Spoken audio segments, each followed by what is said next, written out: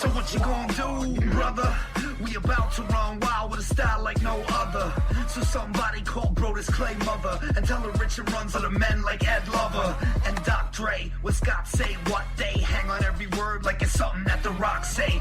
No JR, but they talking wrestling. We bring the noise with the boys, so we Dalton Castle. So masculine, oozing machismo, mutton chop shop, Gran Turismo. No free throws, snarl hoops and heels. It's D-Bras retirement, give you the super feels. Straight shoot, it's real. Drop a pipe bomb, get ready to bull like the Rock's right arm.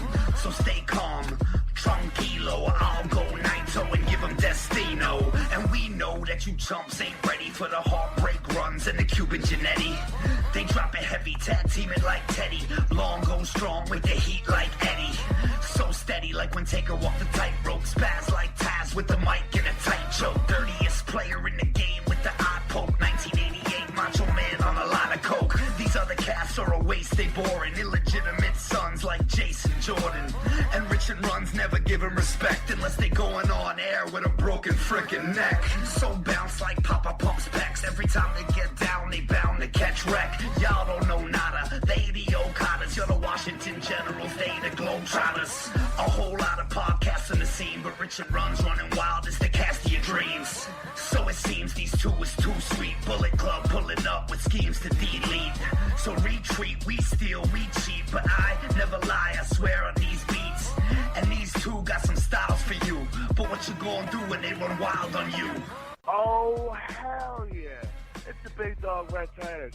And you're listening to the Running Wild podcast. Because if you're trying to run wild, this is the place to do it. Do you want to let everyone know that you get it? Do you not want to be a Melvin? Well, then listen to the Running Wild podcast. And if you don't, you know what you are. I'm the last real man, Silas Young. And if you're any kind of man, you'll be listening to the Running Wild podcast. Hi guys, this is Mandy Leon, and you're listening to the Running Wild podcast. This is Sam Adonis, El Juro de las Chicas de CMLL, and you are listening to the Running Wild podcast. Welcome, ladies and gentlemen, to another episode of Running Wild Podcast. I'm your co-host, Rich. Alongside me, as always, my co-host, Runz. Yes, sir. All right, we got a big episode tonight. We're talking about ROH's 16th anniversary pay-per-view. We got a preview of WWE Fastlane and news and notes and tidbits in between. Before we get started, I want to remind you that we're brought to you in partnership with pwponderings.com, ROHworld.com, The Last Word on ProWrestling.com, and we're featured on the Wrestling to the Max network. All right, so overall, ROH's 16th anniversary show. What were your thoughts? What was your experience watching it? All that stuff. Well, my experience watching it started out pretty annoyed because, the streaming service was really slow and wasn't working, and I was a member of Honor Club last week, and now it says that it's canceled, and I don't know. It was a whole issue. So whatever. Eventually, I had to purchase the show. Then it started to work after that, so whatever.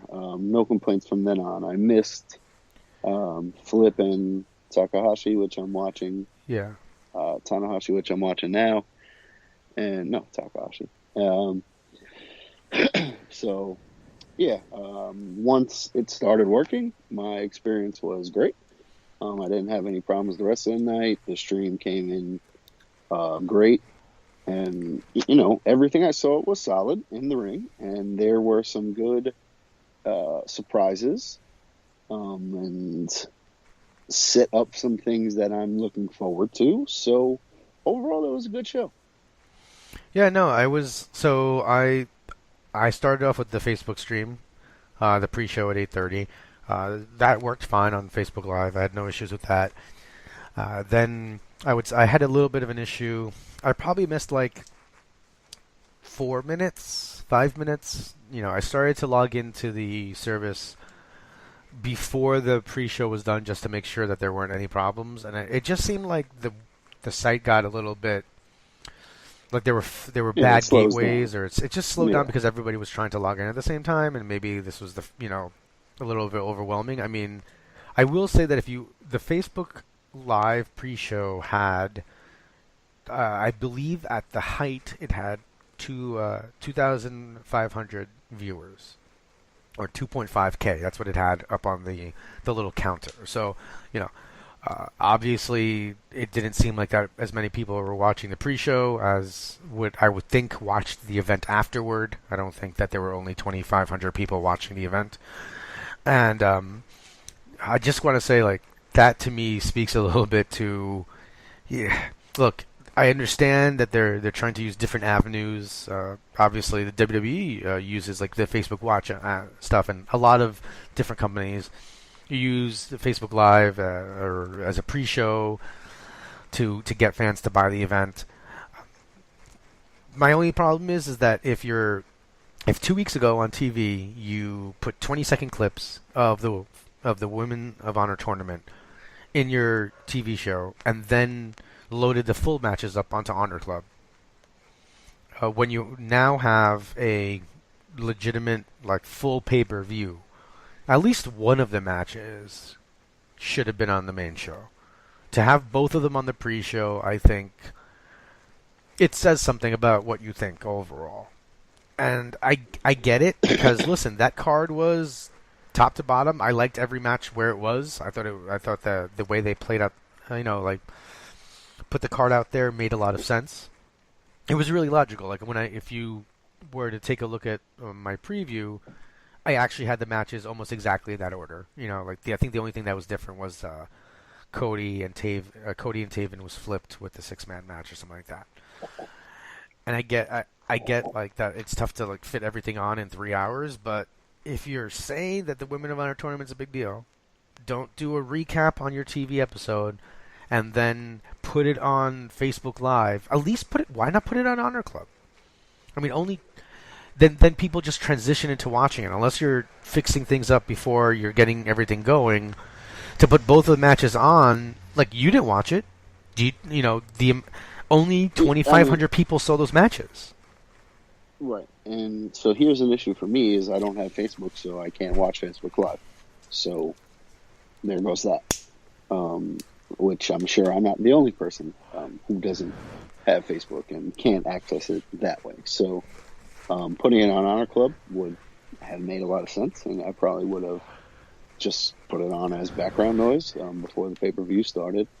But yeah, I think you also mentioned the other problem is that they're limited for time. And what do you take off this card in order to put one of those matches on there? And, Women of Honor are still fresh. The tournament is going, and I understand, seeing the tournament on the main card would have been nice. But how do you pick which match goes on the main card then? Then the other one is instantly less important because it's on the pre-show. So, I think there were a lot of factors that play into those matches not making the main card. I don't know that it's necessarily a slight to them as much as it's just a time constraint issue and so much talent and good matches going on this card that there wasn't really anything to replace. And you'd have to replace 2 matches probably because, like I said, you can't just put one of them on there. I will say that the only thing is that, you announced that Tennille Dashwood was going to be at this show. Right, and then, this week actually is when they announced that they had announced her earlier. Like, she was one of if you had looked at their original post about the show, she was one of, like, the names announced. And then you didn't announce until this week that she had a match, and the match was against Brandy on the pre-show. And it's just, I was there, had mayhem. People actually popped for her coming out. So a little confusing there, to be honest, as well. Yeah, but I mean, she was there, so what do you? No, she was there. Why does the announcement matter? Well, because like for you, did you see her? No. No. And that's what I'm saying. Like, if you're announced to the show, the announcement is for people there. It's not for people watching, really. All right. I mean, I would argue that if you have a bigger name star, you want to make sure and you announce them for the show. You don't want them on the pre-show where people aren't all going to see it. Yeah. I think, like, then again, I'm not sure. Do I care that I missed either of those matches? Well, nope. I guess we should get started with that. So the opener, Sakai versus Kimura, I actually recommend you go out and watch. I enjoyed it. I thought that, considering that, I would assume most people, like myself, didn't really know Kimura. I haven't really followed her work in Stardom. But before the show, I did a little bit of research. She's like 20 years old. I heard she's pretty good. And, she really lived up to it. I thought she was... She came out and did this like little weird dance that's part of her I guess, shtick in Stardom over there. And they were just... Apparently, like, this idea from Dragon Gate of doing this like opening dance, which was a little odd, but then once they got started, she played like the perfect heel role. She's younger, she's cocky, she's an attractive individual, so she's definitely playing to that. And Sakai's a good hand, so this was actually a good opener, and the crowd was decently into this. To be honest with you, so I actually like that one, and it was. So far in the tournament, I'd say it's pretty good overall. There was a lot of interference from Kimura's second Kigatsu, so that just they kind of overdid it a little bit there. Like, and then it ended up being like, oh, the face ends up overcoming the heel and the friend outside, but it connected with the crowd, so I thought it was good. Brandy versus Tennille Dashwood was not as good as this one. It almost seemed like Dashwood was working at a speed that Rhodes couldn't keep up with during the match, and that made things kind of difficult. And what's really weird is that, just as a side note, both of the matches, so Sakai won with a rolling neck breaker, a reverse rolling neck breaker, which is essentially kind of like the Crossroads. All right. It really, I was like, what? And then Brandy hit the Crossroads during her match, and I was like, this is really weird. We're going to have like 3 matches where one of the big move spots is a Crossroads. But Dashwood won and moved on. Thanks for that, podcast partner. Appreciate that. As I was confused along the way about who's going to come out on top here, but Dashwood moving on, I think, is the right move. What was interesting on commentary was Mandy Leon basically stating that she doesn't love that someone like Dashwood walks in and is successful in the tournament because she hasn't been part of the company. And we've been here in this division. She just walks in here. So I'm not sure if they're setting up that Leon is going to be facing Dashwood, because she's going to be facing Kelly Klein, I believe, at today's tapings. So it'll be I'm not sure who's going to be moving on, but they're kind of setting the stage for the possibility that it'll be Leon versus Dashwood at some point, and I think that would be the finals. So it'll be interesting to watch what comes out of the tapings. But I thought that was a good. I like that. You haven't really seen that kind of commentary from anybody in the tournament, or anyone saying that, but it makes sense, right? Like, Leon's literally been there for the last 2.5 years, whatever, since the division's been rebooted, and Dashwood comes in and she's getting super pops, and so it almost felt like it was a shoot, and I really thought that was a good addition to it. Yeah, I mean, it just makes Leon seem worse, and I guess, she's the heel, and that's the point. But yeah, I guess. All right, so now to the show proper, which I know you're waiting for. So we had Gordon versus Takahashi. I thought this was a good opener. I mean, it's weird. Something felt like it was a little missing here. I would say it was, it was a 3-star match, but I just didn't feel like Gordon versus Cody last week at Manhattan Mayhem. And granted, this is a lot of Cody, being involved, but I felt like Gordon had more personality during that match, and I didn't feel that during this match. Right, because Cody had more personality during that match, and it just made it easy for Flip. This match was okay. I think going into it, everyone expected a lot more because, these two should kill it. And it didn't really happen. So, that's been my thing with Flip since the beginning is kind of that he doesn't really have any personality. So when he's in there with the guys like Marty or Cody who are just exuding it, it's easy.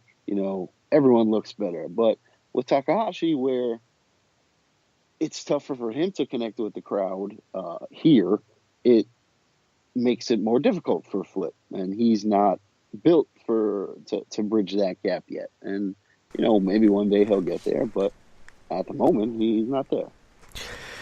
Yeah, I think you're right there. I think you hit it on the head. It was weird. Takahashi didn't come out with Daryl, which I think is one of his big things. He ended up finding a Daryl or pulling Daryl out later, but he feels like he's somebody who's a big character. Why do you think Takahashi wins here? I mean, Gordon won in Japan at the Honor Rising shows. Do you think that you have Takahashi win here and have a back? I think it's a back and forth because I have a feeling that Gordon's going to be in the Super Juniors tournament. Yeah, which would make sense, and it could be just to set up a third match, or it could just be because he's from New Japan and that's why he won. Yeah, but it is ROH's 16th anniversary show, so it just seems to me like I don't know why you would have Gordon, the ROH talent, lose. To me, that's just unless Takahashi's going to be at the tapings, right? Because if he's at the tapings tonight, and then there's another match, and Gordon goes over here, he doesn't live. You know what I mean? Yeah. He flew in from Japan, so you would think he's staying. So I would assume he's going to be here for the TV taping. So maybe we get something out of that. See, this is something where we'll get to in a little bit, but this would be a great TV title feud, Yeah. Oh, definitely. All right, so that was your opener. Like I said, fairly average. I mean, I think we both agree that there should have been more out of that one.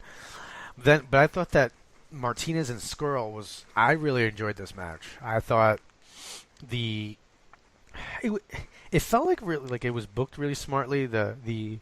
The opening was really quick and intense. I mean, Marty tried to take advantage of Martinez right away, and they just kind of started off fast and furious, slowed down a bit as Martinez took control. Then Skrull essentially went outside and tried to grab his powder, but he was stopped. Oddly enough, security was called over, to try to take the powder away from him. And then he was going to attack the ref. Yeah, he stuck it in his briefs. Then they go back inside, and then Turner had his back turned, so Skrull takes out the powder, but he fakes throwing the powder. There's no real powder, and then he just kicks Martinez in the nuts and then rolls him up. I hope this is the last we see of the powder. I'm done with it. Listen, there are a lot of things in wrestling that I understand, you just gotta buy into, but the powder thing annoys me because there's such a huge cloud of smoke. A guy will be covered in white, and the referee doesn't see it. It just doesn't work for me, and I don't think Marty needs to be doing that. And then when you think about it overall, then Marty comes out, at the end of the show, and it's just it's weird to me that a guy who needed to use powder or fake powder or whatever you want to call it. Just please stop. What is Marty Skrull's name? He is the villain, and he's from England. It makes just so much perfect sense to me that he uses things like the powder, because that's classic old school villain. And I understand what you're saying, but to me, it's the ref is questioning. He's oh, where the hell did this cloud come from? What the hell? Marty, did you do this? That's kind of, you can't prove it, right? So, and then look what happened. He faked using the powder and kicked him in the nuts, which is just another brilliant old school villain tactic. So I think that plays perfectly into Marty's character, and he's able to use it not as a crutch, but as a way to get his other moves in or to outsmart the other competitor. So to me, that's where it shines, and it plays into his character perfectly. And when he holds his own against someone twice his size like Punishment, who's giving everything he has, and Punishment looked great. When he holds his own and he's physical in there with him and he's giving him everything he has, and then in order to beat the bigger guy, you got to cheat a little bit. So I don't think that takes away from Marty's number one contendership. He held his own and he found a way to outsmart him, and that's his girl. So I enjoyed that. No, I you know what? Now that you say it the way you do, I understand. He's the villain. It's what's weird? It's like if it's the umbrella, it doesn't bother me, but it's the powder to me is so absurd because it's so obvious that it's hard. And I know I'm just focusing on a little thing, but for me, the powder idea is so clearly obvious that it annoys. There's been matches when it's he also uses wrestling. it. Yeah, but see, I guess there's certain stuff that I can buy into, and then when the referee is moving his hand in the air to get the cloud of smoke away after Marty uses it. But he doesn't know where it comes from. How does he know where it came from? Okay, how does he know that Marty did it? All right. We'll agree to disagree. You didn't see it, bro. Look, anything but powder, man. Think about it. It's the exact same thing as any other weapon. Any referee in the back, any referee in the ring can just be like, yo, he used that chair. Oh, look, this guy's clearly on the ground. He's disqualified. It's the same. Yeah. You know what I mean? All right. No, you're right. I get what you're saying. Is the visual cloud of yes. smoke but you just got to look at it as the ref is like, what the hell? Where? Oh, Marty, was this you? Was this you, man? And then by the time he's doing that, Punishment's already rolled up. All right. I did like the fake out. I thought that was good. That was the one plays part into his whole super kick. Just kidding. So it's perfect. I love the super kick. Just kidding. That to me is one of my favorite things. All right, fair enough. So then we had the 6-man match. Nope. What? Silas and Oh, that's right. I'm sorry. I'm skipping. So this was weird because I think I'm not sure if I'm right about this, but I felt like this match had been announced. But anyway, they technically speaking, sure it wasn't before the show. Well, I feel like the match may have been announced a while ago. But then maybe that was before Silas had lost the title to Kenny on TV. Anyway, the match wasn't announced beforehand. A couple of guys who I talked to online who were waiting to do previews, we were all kind of communicating hey, there's no TV title match on the show, and it was weird. So then it starts, and then commentary talks about well, this match should be on the card because it's the 60th anniversary and it's one of their major titles. And I was just it was really weird, and I didn't understand it. I guess now, looking back on it, you can say the idea was, let's not, and I don't get it, but let's not say that there's a TV title match so that the Austin Aries reveal at the end is even more of a surprise? No, I don't think so. I don't really know why they didn't announce it. I guess it was just, maybe it was an oversight, maybe it was something that was a given, and so they kind of just forgot to say it. But how do you but hold on, time out. They're not WWE. Stuff like that happens. How do you okay, all right. Anyway, I like Young and King. I think they work well together. They kind of have this story that they're kind of equal. King won the title back by it was Silas was charging the corner and King had jumped over him and kind of gotten him in a sunset flip and quickly rolled him up. So the idea was that he didn't just soundly defeat Young, that he kind of eked out a little bit the win here, the win back then. So I like that idea. I'm confused as to why Young dropped it so soon, but now this might make a bit more sense. Maybe they were talking to Aries this whole time, and well, I don't know if they were talking the whole time or if it kind of just came recently, like, oh, hey, we can bring this guy back. Let's bring him back to face his old protege. Yeah. And I get that. That's fine. But then it just, like, Silas shouldn't have had it in the first place then, like Kenny King should have been the champion for this whole time, and it would have been, like, oh, look, he's coming back to the throne, the champion who's held the belt for 8 months. Instead, he's held it for 4 weeks, and I get it. He lost it briefly, whatever. It's funny because I don't like Silas and Kenny King. I don't know. I don't know. I just don't really like Silas, and I don't know. At the beginning, he was more serious to me, and now with the Bruiser and the other guy, it's kind of like he's built a stable of guys that I don't care about and guys that are never gonna amount to anything. So why would I care about the leader of that group? And I don't know. Like, he's got a little bit of a gut now, and he kind of just reminds me of like a mini Chris Hero when I look at him with the beard. I don't know. All right, well, fair enough. I thought it was a pretty good match either way. I've been a huge Silas fan for a while, so I enjoy what he's doing. I'm wondering what's going to happen with him now, because you would assume that now that he got his rematch and he lost, and it was a clean victory, so he's out. Now you're setting up, I would assume, King Aries for Supercard of Honor, right? I mean, that's kind of obvious. So now you watch more TNA than I do, which is really not to say much, because if somebody just were to accidentally be flipping through the channels and Impact was on, then they would have watched more than I do. Like, I was in a chat yesterday and somebody was like, hey, did he bring out the TNA Championship or the Impact Championship? And I said, I don't know what that belt looks like, so I'm not even sure.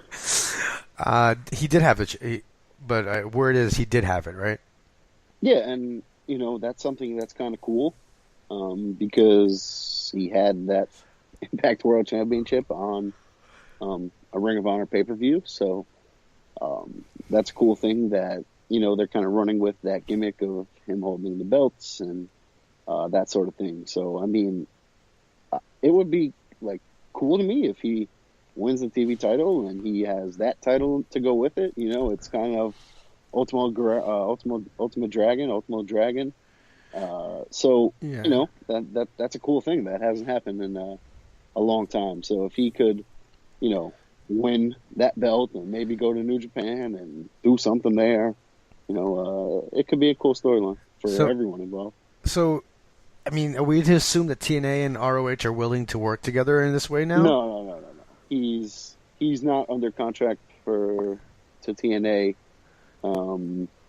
He spoke to TNA. They said, yeah, go for it. Maybe it'll bring more eyes to us. They gave him the blessing to use the belt. So it's no way, shape, or form TNA and ROH working together. It's just Aries not having a contract for anyone. So wait, he's the champion, but they don't have him signed? Well, yeah, that's kind of like what they're doing now. They're letting people own their stuff. They're not really making people sign exclusive contracts, which is good and can only really help them.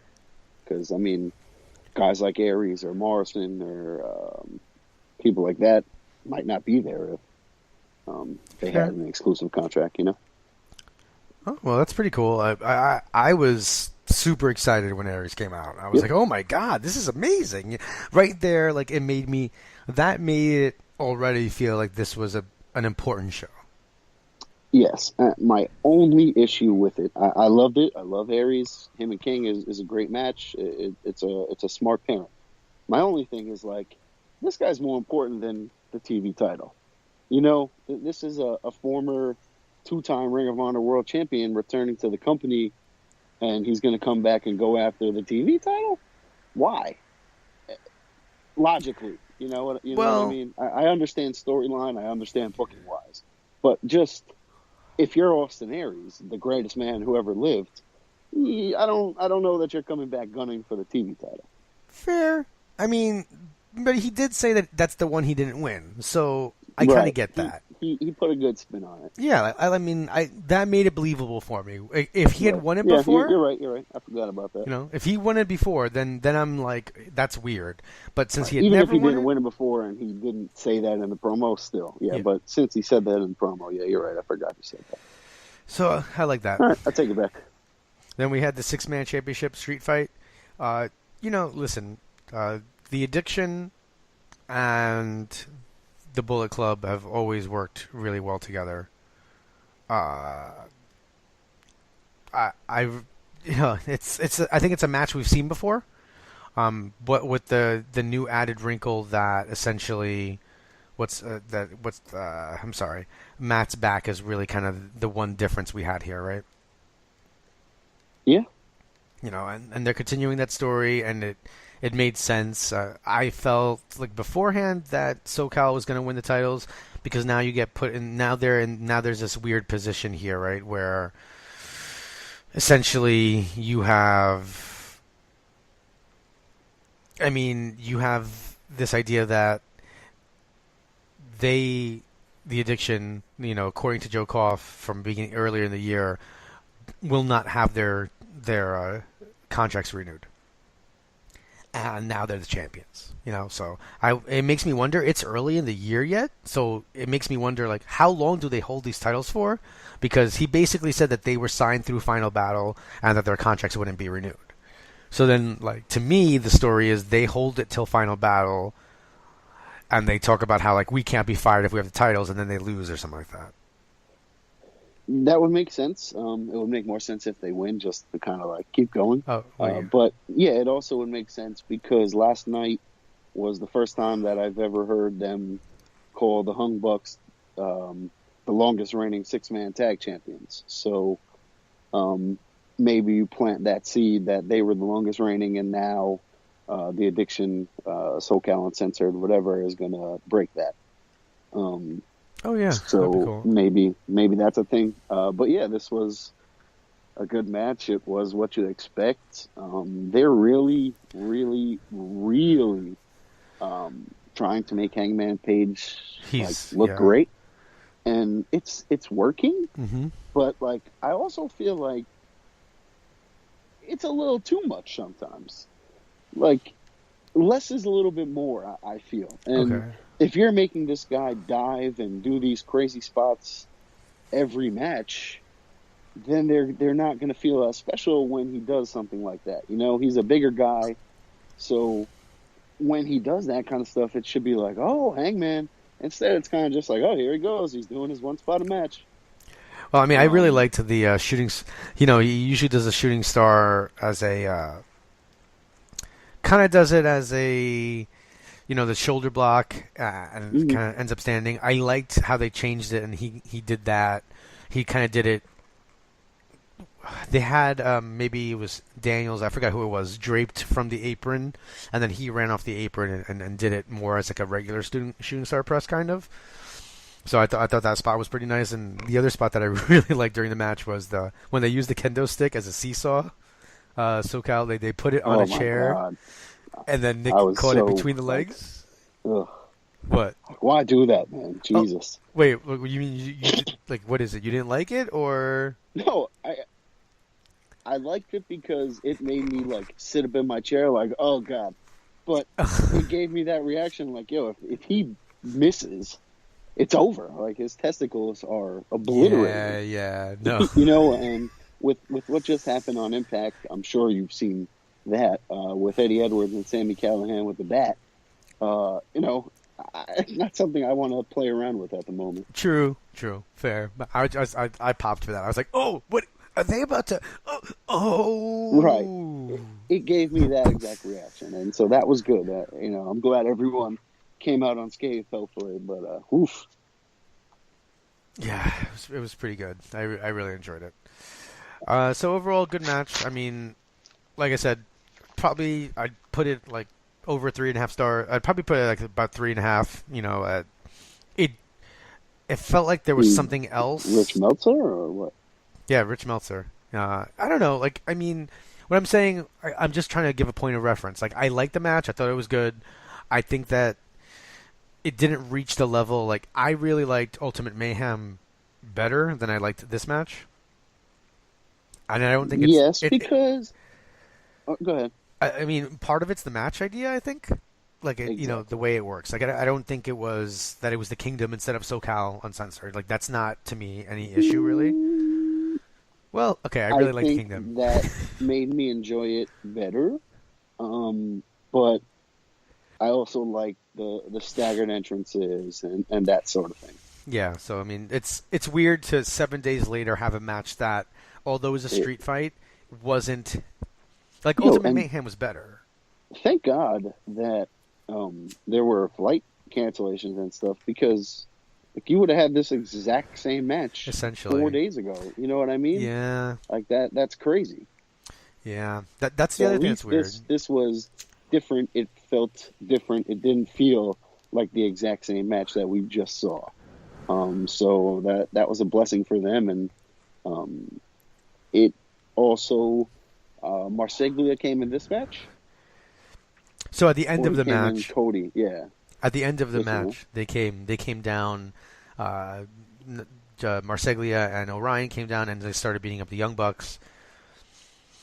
So then, I mean that allowed you to continue that story that you kind of just started or furthered at Manhattan Mayhem. So it worked out in their interest, I think. Yeah. And then you had, so because of the run-in, Bully Ray comes in, he chases down the Kingdom and, kind of like puts his hands on them a little bit and gets them out of there. So now Cody and Taven takes place, and now you had the visual that the Kingdom's not there. Cody comes out with Brandy and he comes out with Barry, the Bear. Bullet Club is fine. So this was the match that I thought we would get from them, although there was a little bit too much going on here. I mean, you had the run-in at the beginning that got them out of there. Then you had the ref bump. Then you had the Kingdom come back in. Then you had them punt. Then but Cody was wearing apparently according to Cabana, a steel cup, so that blocked the pain of getting kicked in the nuts. Then after that, Cody ends up hitting the crossroads, and he wins the match, gets his ring back, which is really like a face celebration here. And while this is happening, I just also thought, am I the only one who felt like they dwelled a little bit too long? And what I'm saying is, like, I guess I felt like the Barry reveal could have come a little bit sooner. Like, they were like, he was celebrating, and it was just taking like a while. Like, it started to become very obvious that something was going to happen, because they were like focusing on the celebration for so long. Right. I feel like they've been doing that for the past like couple times though. Like making you think that something was going to happen and then kind of nothing. But yeah, I said to you that I thought it was going to be Kenny. And so when they were all just in the ring and kind of just standing there, it was like, okay, oh, now him and Barry are going to hug. Yeah, here we go. So it made sense. It was what it was. It was a good reveal. It furthered the angle for them. The crowd went crazy. So it was good. I hope somehow on Being the Elite they have like footage that's obviously going to be fake or something, or not fake, but just implying that the entire time Barry was Omega. Like, obviously it's not, because Omega wouldn't just be here from Japan like in a bear costume at shows, not doing anything else but being in the bear costume. But I hope that on the show, like, they'll put like a montage of like every time that Barry was in the ring, like backstage, it was always Omega. Just like Kenny taking off the head. Like, just imagine if like, that would be amazing if legit, like, every time it was actually Kenny Omega. Because when at Manhattan Mayhem, I think we were texting about it. I don't think we talked about it on the show, but I thought, I was like, oh, that's weird, because I had always thought that Flip might have been the bear, and I think that's only part of it because when we had Flip on the show, Flip had talked about how when he was in college, I think he was, or in high school, he was a mascot at some point. He was like So like, and he would do like acrobatic stuff, whatever, in the costume. So that was just my own stuff, thinking that it was Gordon because of him doing it at some point in the past. But this was great. I just thought that, look, even if it was a little bit predictable that something was happening, I still loved the moment. I thought it was fantastic.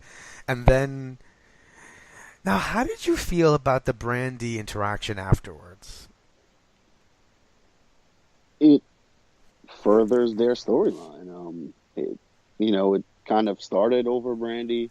Cody kissed Ibushi and on a Rising. So now this, Kenny has also kissed Cody's lover. So, you can play that up as much as you want. And she kept calling him a fraud, that he liked kissing her. It was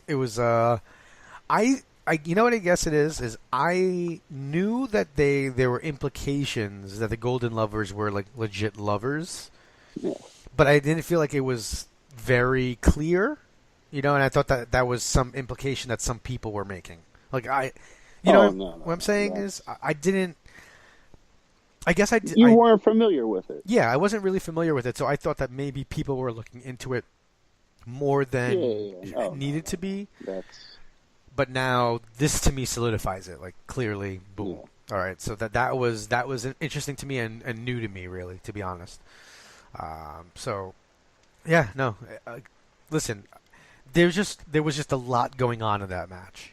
I feel like you didn't need to have all of that all together. I don't think you needed the Kingdom Run and the nut shot. I mean, I think it would have been okay to just have Taven lose here. He's been the jerk.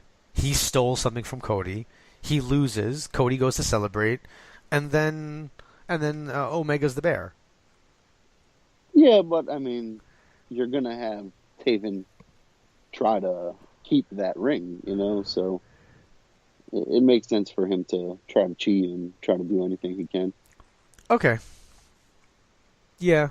But then don't do that weird thing at the beginning. I don't know. I guess you needed to explain why his boys wouldn't be there, but you could have easily just had him come out with them and Bully say no, they can't be here. I don't know.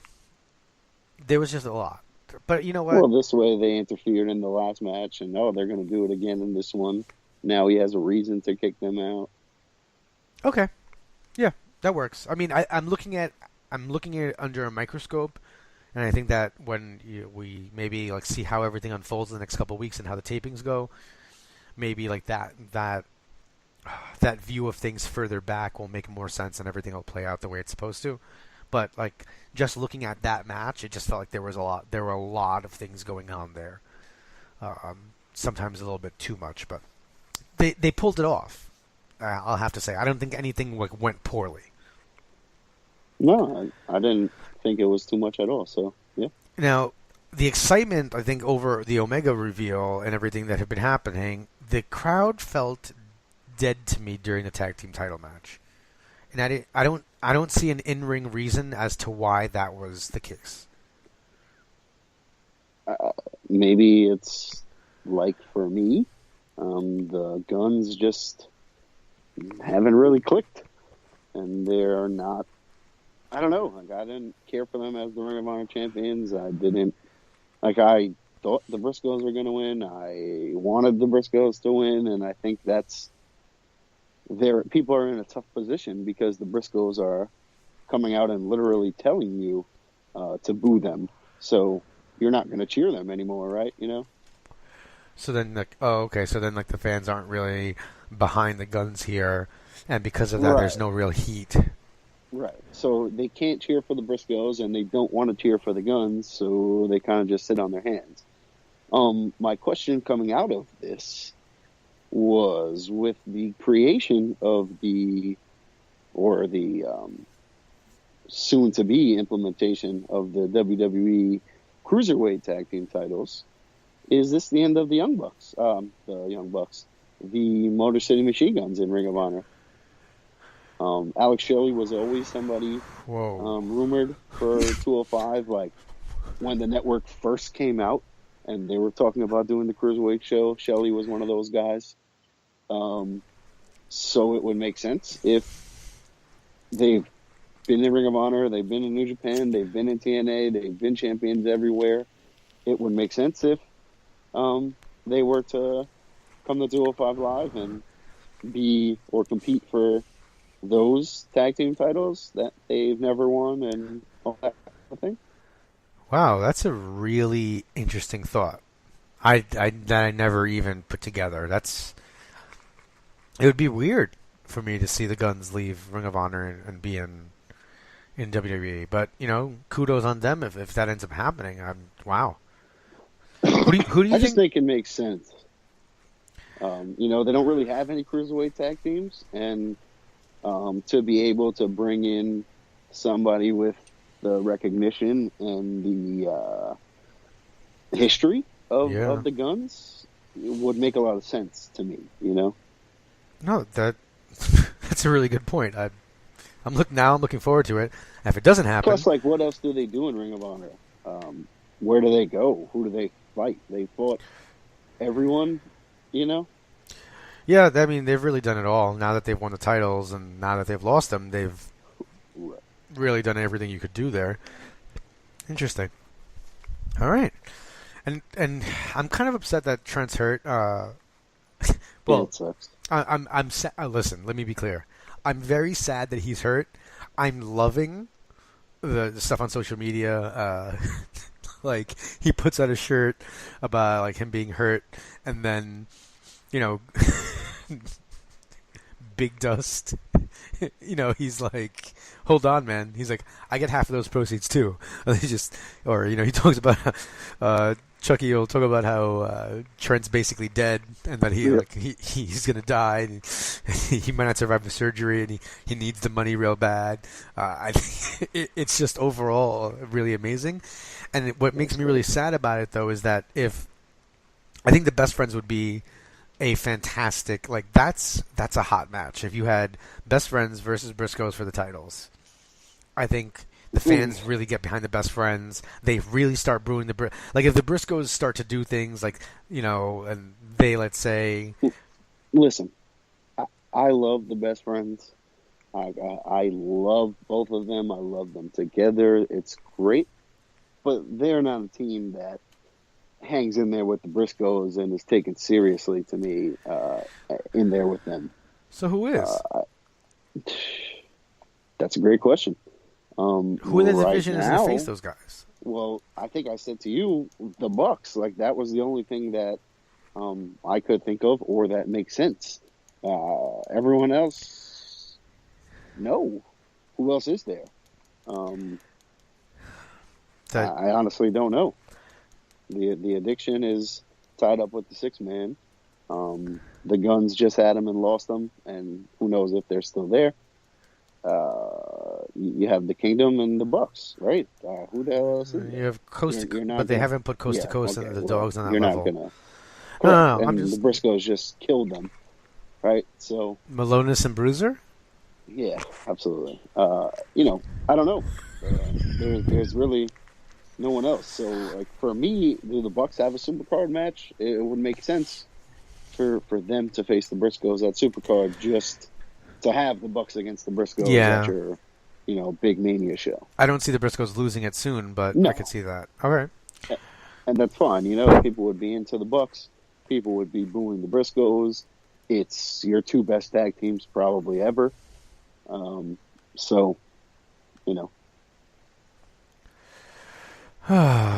right. Then we're moving on to the main event. We had Dalton Castle defending the ROH World Title against Jay Lethal. I really like this match. I think that they did a couple of things that really put it over the... I wouldn't say it was an amazing, crazy match, but the suplex spot to the outside. I mean, I'm sorry. The German suplex to the outside was absolutely crazy.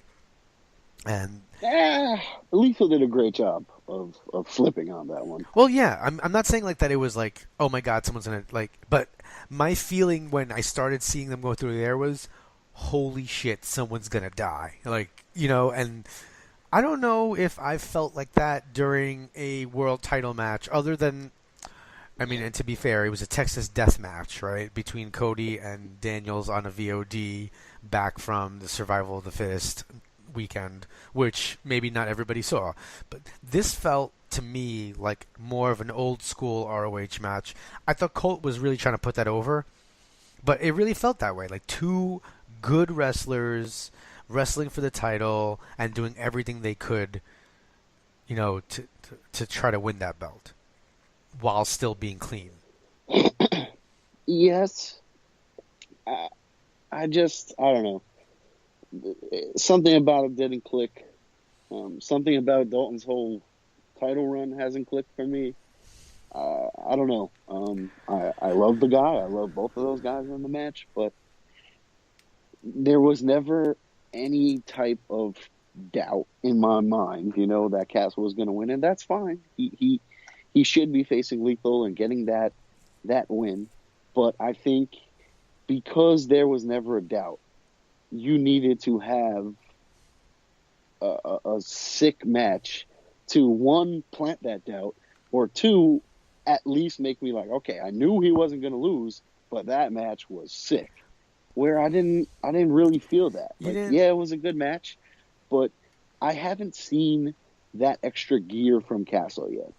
I haven't seen where his back is against the wall and he needs to come out swinging and he throws a flurry and he has all these like good fast-paced things that go on, or these string of moves. And I haven't really seen that from him. And I feel like in order to be the champion, you need that extra gear. You need that killer instinct. And, I don't know. I think that's kind of lacking. You didn't think that the knee injury helped it a little bit? Like, I thought he sold it well. Like, even when he hit the bridging German at one point, he couldn't keep that leg bridged or would have bent and had to adjust it. Like, I thought that there was a short while where I legit was like, oh my God, does he actually have an injured knee? And then he started tossing Lethal around a couple of times, and I was like, wait a minute, I don't think you could do that if your knee was that bad. But I thought that helped a little. I mean, the knee thing to me helped, and then Lethal, man, there was he rolled up Castle and got a 2 count, and then right from that 2 count, went right into the figure 4, which I thought was just magical. The way he just rolled through that and put the figure 4 on. I don't know. There were points in that match where I thought it was a little oversold. I mean, they were, a couple times Riccaboni was basically like, this is Lethal's match to win. Like that, he didn't see how Castle could win the match because of his knee. So I still kind of bought into it for a little bit, and it raised the level of the match for me, at least a little, when I saw that. Yeah, but like you said, it was a little over the top. And I didn't buy into the knee injury or anything like that. And it was, that was where Lethal was focusing. And that was, it was a fine story for the match. But I didn't see it as this is going to be the determining factor here. Lethal wasn't going to be the champion. It just wasn't going to happen. So, I think we'll see with Marty coming out and Marty against Dalton, I'm assuming at Supercard. I don't know if there's already a match booked for Dalton there, but I think that match will give me a little a doubt. And maybe Marty will win this one. And probably not, but at least that seed will be there. And at least it'll be a couple more months. And at least, Marty hasn't had the title. And Marty is in a spot to get the title. So that'll be interesting. Yeah, I mean, he had basically set challenges down to both sides, and said that he wanted to see, he wanted to have the title shot, that he deserved one. So, they've been building to this, and I want to see Marty and Castle, and I think that Marty and Castle because I think the problem with Lethal and Castle that maybe you're having was also Lethal wasn't going to win in that, not because he's not, capable of running with that title, but it's a little too early in the reign. I feel like this would have been a good match for Best in the World. Is Best in the World July? where it's something of like a test. Yeah. You know, oh, Castle's been the champion for 3 months. Let's see how he stacks up to one of the greatest champions in Ring of Honor history. Yes, 100%. And that's the other thing that I didn't like, or that presented an issue for me, was there was no rooting interest for me. There was no, yes, you had the knee stuff, but there was no Castle in peril. There, you know, to me, he should have been facing like somebody who's gonna beat him down and make him fight back, and you know, make him struggle a little bit. Like, you know, they don't have that guy. Yeah, they do. And I guess that's why he fought punishment on TV. Mm-hmm. But you know, he needed to fight somebody that was gonna. He needs to fight punishment at this pay-per-view. I think that the title match should have been a pay-per-view match, not on TV. Especially if you're not going to do a Manhattan Mayhem, you did it on TV. I think it would have, for me, seeing Castle and Martinez. I think that would have been the main event. Why not do it at Honor Rising or Manhattan Mayhem? Like, you had so many chances to put Castle's first title defense in front of more eyes, and you know, I think that hurt it for me. This was two baby faces who I like them both, and one I just didn't feel like had a shot. So, you know, of course, I was watching it like, okay, Dalton's going to win this. But, you know, if he would have been fighting like, I don't know, like, I don't want to say the name, but if they had someone like Michael Elgin, aside from all the drama, right? Forget about all that stuff. Yeah. But if someone like Elgin was still around and in a good position, then he's a guy who could, you know, put some damage on Castle and put him in peril and make him get that babyface reaction where he's fighting back and he's firing up and all that sort of thing. You know, I want to see that from Castle. I think that goes into the second gear, or that next level that I was talking about before. Yeah, I agree. And yeah, so I just think that this match was done at the wrong time of the year, personally. Like, you're right. I mean, the sad thing is he has been champion for 3 months. Right. And what has he done? You know, like, they haven't put him in a position to succeed, in my mind. They haven't given him, yes, Lethal is you can't get a better challenger, but they haven't given him a serious challenger yet. And Marty will probably be the first, but, like, Marty Scurll isn't your first serious challenger. You know, like, he's the guy that Castle has this whole long, like, feud with. You know? Yeah. I don't know. I think you're right. I think that would have made a big difference. All right, so that was the ROH 16th anniversary show. Let's want to do a quick, want to do a fast lane. I'm not. Absolutely. All right, so here we go. This might be the shortest. Actually, I'll just say before we start, I don't think I've listened to a show this week that had a very long Fastlane preview.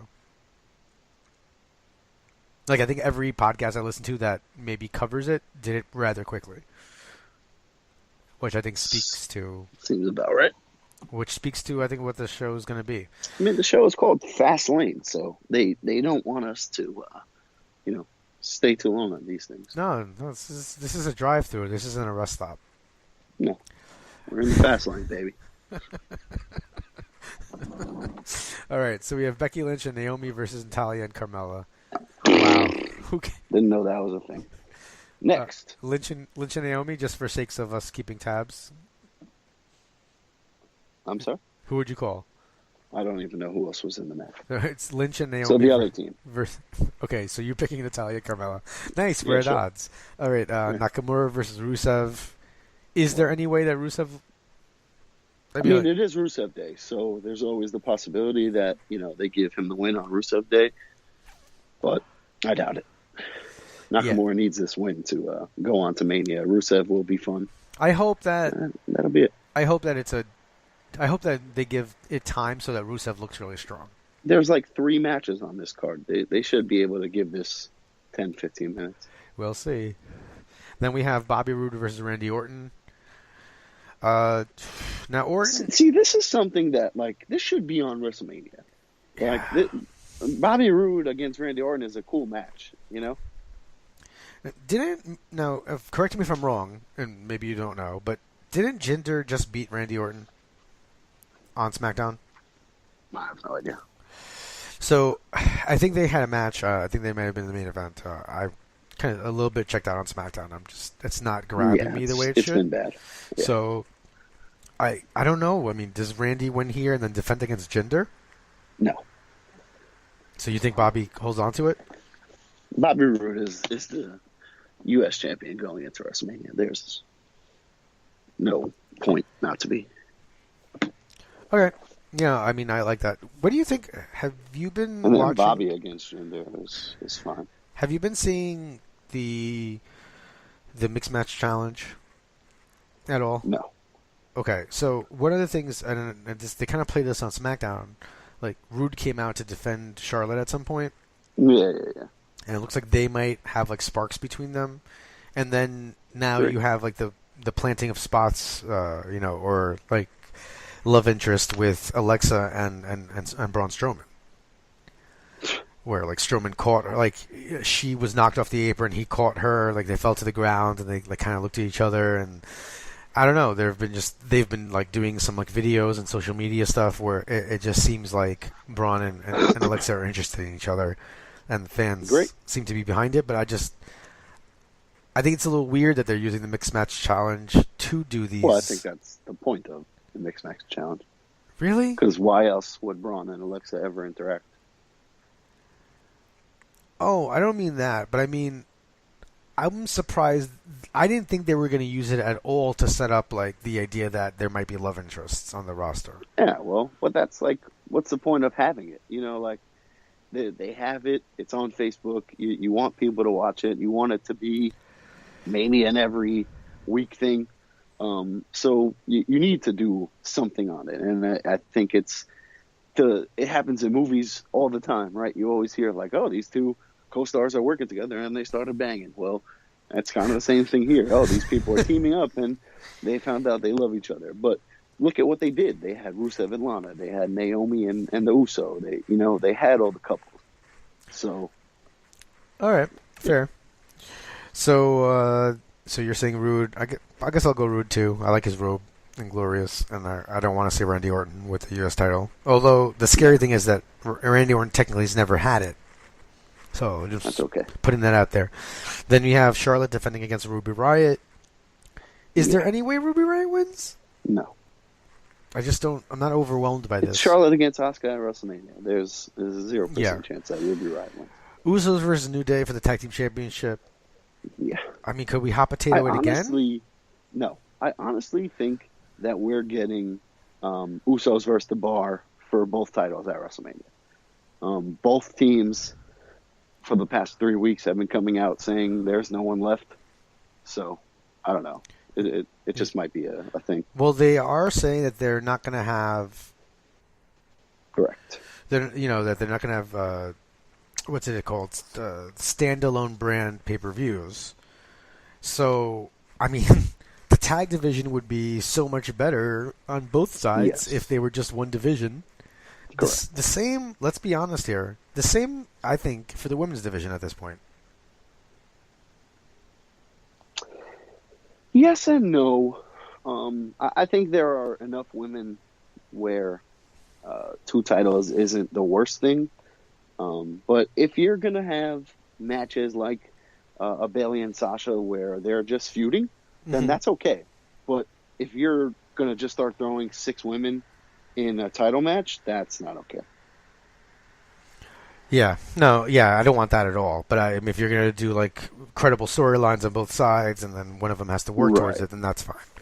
Right. It's just tough, like if the champion is in a feud on Raw, then she's not going to be on SmackDown, and you know what I mean? Mm-hmm. So that's the only thing where like, one time you can like if you have like a women's television title or a women's something title, like then maybe if I think they need 2 belts. I think there's enough women, enough talent, enough stories to go around where they need to. Whether they're 2 world titles or one is a mid-card kind of thing, then that's whatever. But with the creation of the NXT North American Championship recently, then I don't think there's going to be a women's North American. So, that's one less title name that we could have. True. And then we have the 6-pack challenge. I mean, what do? You just stick a bunch of guys in this match so that there's a chance that AJ could lose, but there's no way he loses? Correct. And if he does lose, I'm not watching WrestleMania. Oh, come on. Don't say something like that. If they take Nakamura and AJ away from me, that would be heartbreaking. Okay. I mean, okay. Anything can happen between now and then, but it would still be stupid. It would be heartbreaking. It would be terrible. I think you're right. I mean, yeah. Yeah, no, you're right. I don't want to... I don't want to say I wouldn't watch WrestleMania, because that's just a huge statement there. But at the same time, I don't want that match to end. So AJ better win this match. Yes. All right, that was our very in-depth Fastlane preview. You got anything else to mention before we wrap up this week? All right, so I just want to remind you guys that you guys can follow us on Twitter at Running Wild LWOS. You can follow us on Facebook at Running Wild on Wrestling. You can also send us emails directly at runningwildpodcast@gmail.com. Guys, send us an email with some trivia. We haven't gotten any in a while. We love that stuff, especially send me some WrestleMania trivia, as I am doing hashtag Project Rewatch Mania on my Twitter account at Rich_Laconi, Laconi. And you can follow my Ring of Honor coverage over at ROH World and PWPonderings.com. With all that out of the way, just want to thank you guys for joining us and remind you that you guys are listening to the podcast that is just too sweet. For Rich and Runz, this is the host of Ring of Honor Wrestling, Ian Riccaboni, signing off. Be sure to join them next week for another episode of the Running Wild Podcast.